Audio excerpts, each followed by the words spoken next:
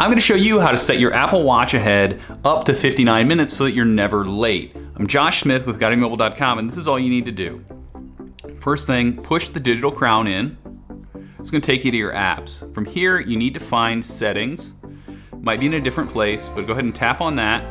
And then we're going to tap on time. It's up at the top. From here, you'll see currently I'm plus 0 minutes, and the time at the top and the time at the bottom are both the same. What I'm going to do is tap where it says plus 0 minutes, and now here I can change the Apple Watch time plus up to 59 minutes. You can't set it back at all. You can only set it ahead. So this will allow you to match it up to a work clock, or if you're constantly running late and seeing a different time on your wrist is what helps you get there on time, this will do that. So I'm going to hit set, and now I can verify right now that my Apple Watch is going to show 10:20 and the actual time is 10:05. So if I go to my home screen and back out to the watch, it's 10:20, but that's not the real time.